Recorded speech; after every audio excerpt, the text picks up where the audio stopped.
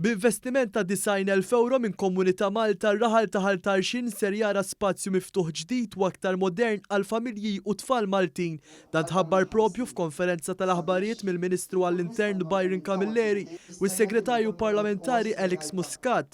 F'kummenti ma' dan l-istazzjoni s-Sindku ta' Ħaltarxin Joseph Abela filwaqt li qal dan il-proġett huwa l-ħolma tat-Tarxiniżi spjega x-xogħlijiet ewlenin li se jsiru. Dan il-proġett ħajkun jinvolvi kemm riġenerazzjoni kbira ta' dal-ground li din fih, ġifieri luħ ta' terf, net kollox ġdid biex tifhem.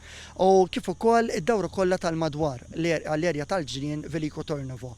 Dan il-ġnien ħajkollu sistema ta' plajs dwar ġodda, mandli ġdid, affarijiet ġodda biex jagħtu iktar ħarsa u deris bħal dan il-ġnien. Intqal ukoll li l-ground se jingħata l-isem ġdid ta' Mark Farrugia li huwa ex pulizija li nqatel fil-madwar waqt il-qadi ta' dmirijietu, ħaġa li ntlaqet ukoll b'mod pożittiv mill-Ministru għall-Intern Byron Camilleri.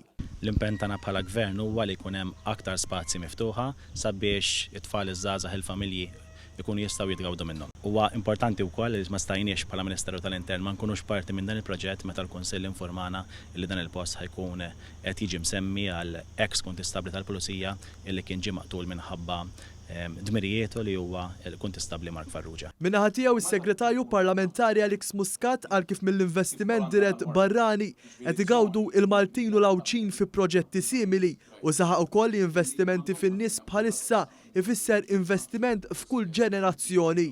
Komunità Malta għalhekk twildet biex taħdem fuq dak kollu li għandu x'aqsam ma' ċittadinanza, inkluż l-investiment marbut ma' residenza u anke ċittadinanza f'pajjiżna biex imbagħad dak l-investiment nużawh biex intejbu il-kwalità tal-ħajja tar-residenti tagħna. Llum dak li qed nagħmlu.